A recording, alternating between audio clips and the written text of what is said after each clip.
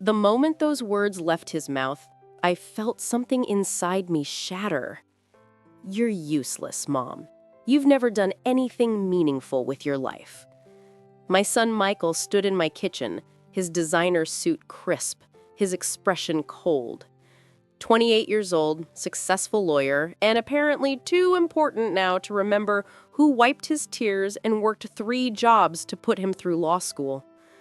Behind him, his fiancée Sophia smirked, her manicured nails tapping against her phone.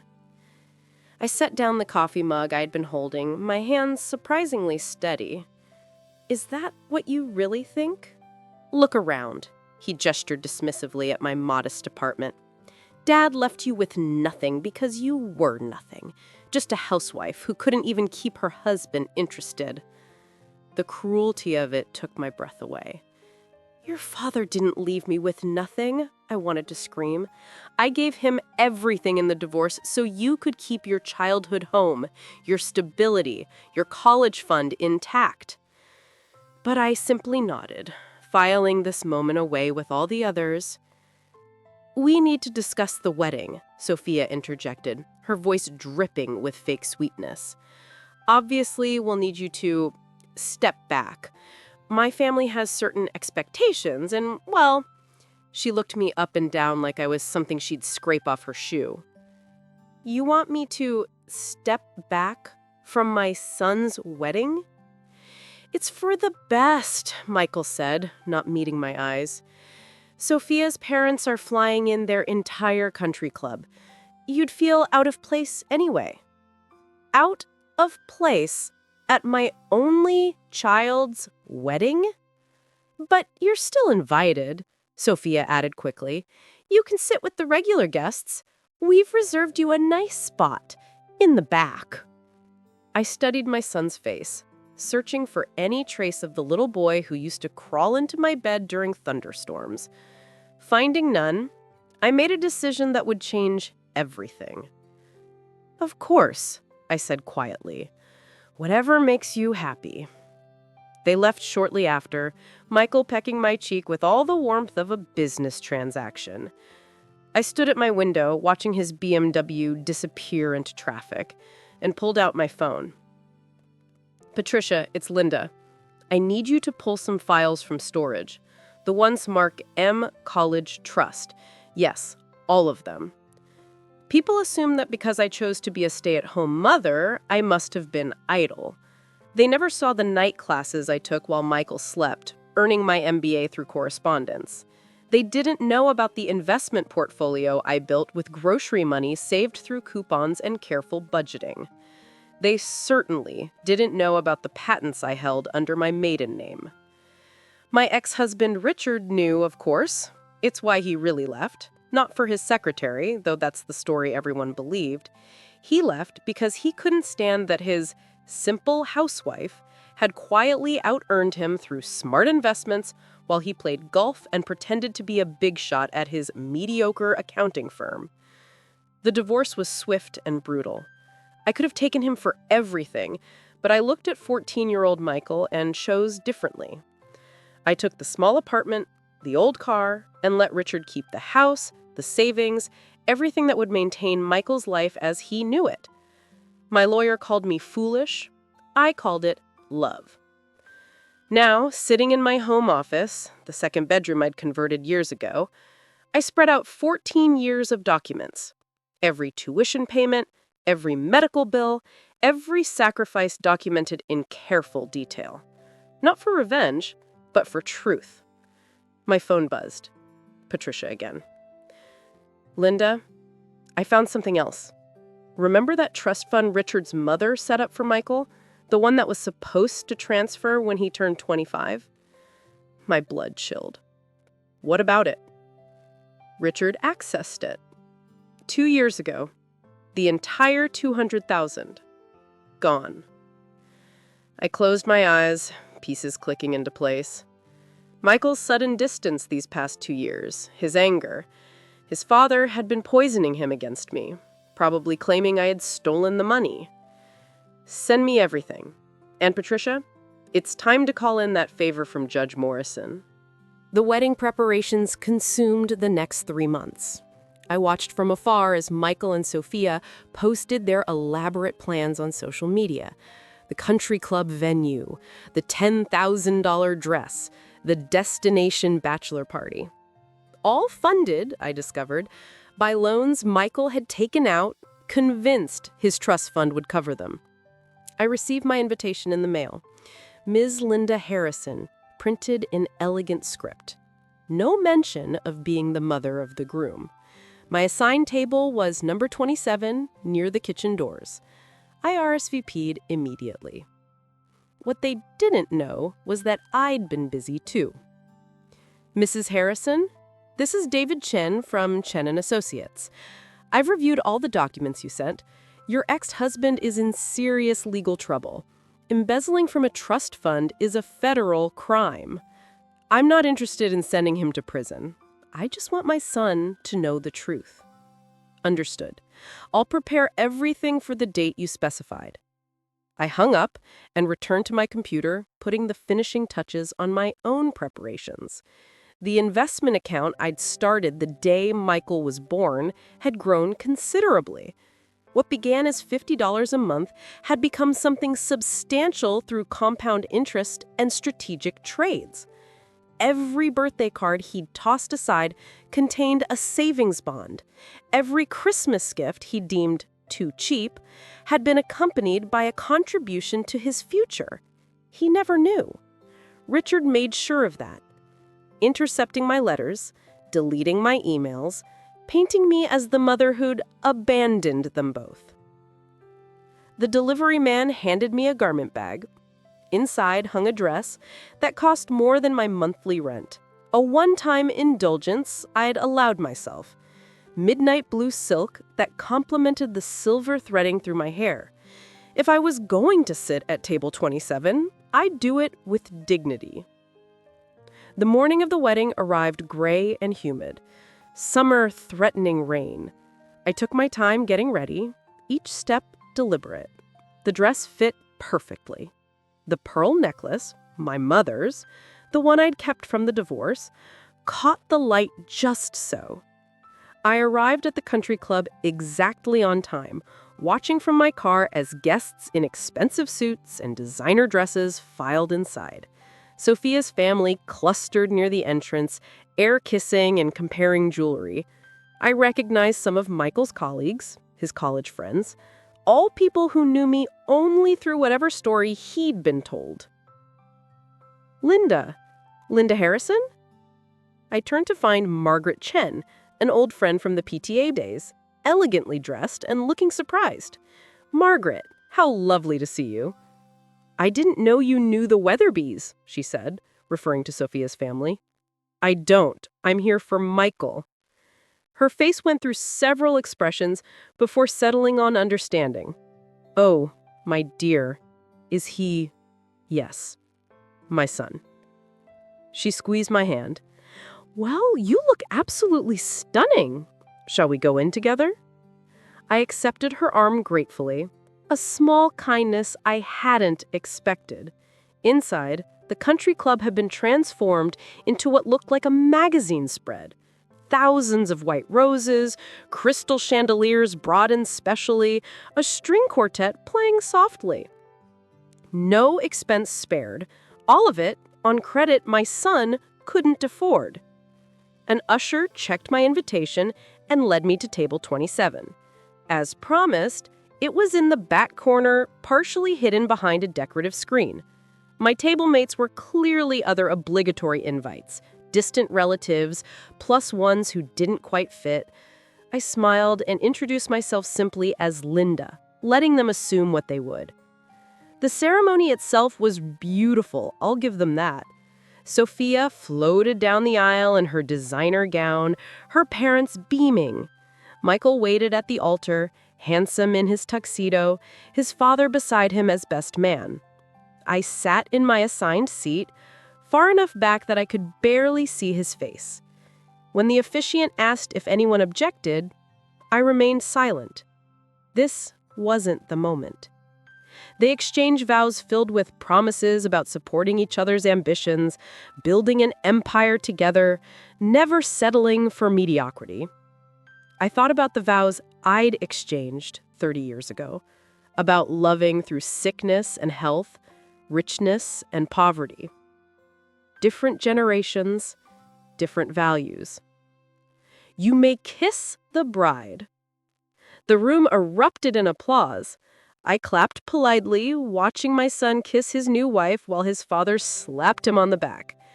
They recessed down the aisle, not looking in my direction. The wedding party followed, then family members according to some predetermined order that didn't include me. Cocktail hour was held on the terrace. I nursed a glass of wine, staying on the periphery, observing. Michael and Sophia held court, accepting congratulations, laughing at Richard's jokes. I overheard him telling someone about his successful son and how he'd raised him right after his mother left. "Excuse me, Mrs. Harrison." I turned to find a young man in a crisp suit, looking nervous. "Yes?" "I'm James from Chen & Associates. Mr. Chen asked me to give you this." He handed me a slim envelope. "He said to tell you everything is prepared for your speech." My speech, the one moment I'd negotiated for, through lawyers rather than family. The mother of the groom traditionally speaks at the reception. Sophia had tried to cut it from the program, but certain contracts with the venue required it. Amazing what details matter when you're the one who secretly paid the deposit. "Thank you, James. Tell David I said the timing is perfect."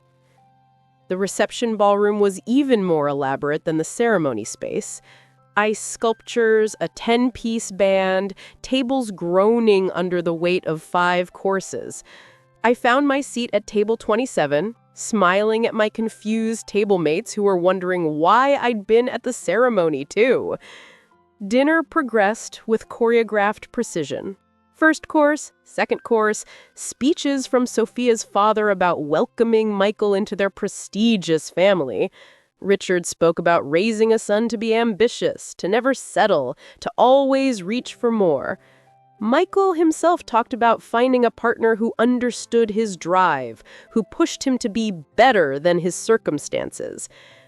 And now, the MC announced, a few words from the mother of the groom. A ripple of surprise went through the room. Sophia's head snapped toward the MC, her perfect smile faltering. Michael looked confused, then annoyed. Richard's face went pale. I rose from table 27, smoothing my dress, and walked to the front of the room. The journey felt both endless and instant.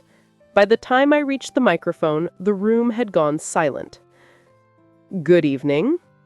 I'm Linda Harrison, Michael's mother." I let that sink in, watching recognition dawn on faces. The woman from the back table, the one in the stunning dress who'd been sitting alone. First, let me congratulate Michael and Sophia on their beautiful wedding. Every parent dreams of seeing their child find happiness. Polite applause. Michael's jaw was tight, probably wondering what I was doing. I wanted to share a story about Michael that I think captures who he is. When he was 7, he broke his arm falling from a tree. He was trying to rescue a neighbor's cat. I rushed him to the hospital, held his hand through the pain, missed 3 days of work to care for him. When people asked about his cast, he told everyone his dad had saved the cat. Even then, he knew how to craft a narrative. Nervous laughter from the audience. Michael shifted in his seat. "You see, I've spent 28 years watching my son learn to tell stories. The story where his father was the hero who stayed, while his mother was the villain who left. It's a compelling story. It's also completely false." But today isn't about correcting old stories. It's about new beginnings and gifts. I pulled out the envelope James had given me, extracting a single document. Michael, your grandmother, your father's mother, loved you very much. She set aside $200,000 for your future. That money was supposed to transfer to you 3 years ago. Richard stood up abruptly. Linda, this isn't the time. Sit down, Richard. My voice carried a strength I'd forgotten I possessed. You've had your time. 28 years of it. He sat, his face ashen. As I was saying, that money disappeared. You were told I took it. Another story. The truth is simpler and sadder. Your father took it to cover his gambling debts. I have the documentation here, notarized and verified by forensic accountants. Michael's face cycled through emotions. Disbelief, anger, confusion. Sophia grabbed his arm, whispering furiously. But that's not why I'm here. I'm here because despite everything, I love my son. I've loved him through every cruel word, every ignored birthday, every Christmas spent alone. Love doesn't keep score, but sometimes it does keep records. I pulled out a second envelope, thicker than the first. Michael, when you were born, I started an investment account. $50 a month, every month, for 28 years. Plus the bonds in every card you threw away, the money saved from every sacrifice you never saw. As of yesterday, that account is worth $347,000. Gasps rippled through the room. At the head table, Michael had gone very still. This money is yours, free and clear. Use it to pay off the loans you took for this wedding. Use it to start your life without the burden of debt or lies. Use it however you wish. But know this, it didn't come from your father's success or your mother's failure. It came from a woman you called useless, who loved you enough to plan for your future even when you couldn't see past your father's stories. I'll leave the documents with your lawyer. I wish you and Sophia every happiness. I set both envelopes on the gift table and walked back through the silent ballroom. This time, the journey felt shorter. As I passed table 27, Margaret Chen stood and started clapping. Slowly, others joined her. My old PTA friends I hadn't noticed, Michael's childhood teacher, the neighbor whose cat he'd tried to save. I didn't stop. I walked out of the country club into the humid evening air where James waited with my car. How did it go, Mrs. Harrison? Exactly as planned, I said, handing him my valet ticket. Tell David thank you for everything. I drove home in silence, windows down, letting the summer air wash over me. My phone buzzed incessantly. Calls, texts, probably Michael, maybe Richard, possibly even Sophia. I ignored them all. Back in my apartment, I kicked off my heels and poured a glass of wine.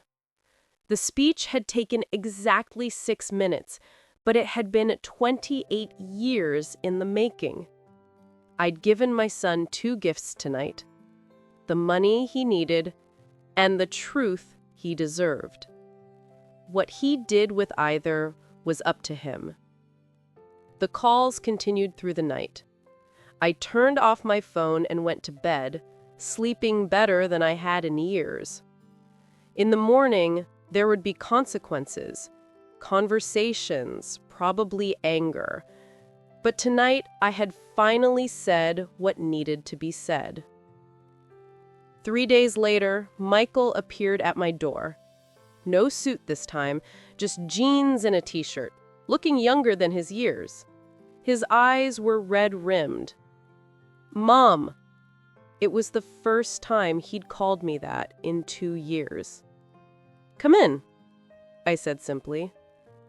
He sat at my kitchen table, the same one where he'd called me useless 3 months ago. I made coffee.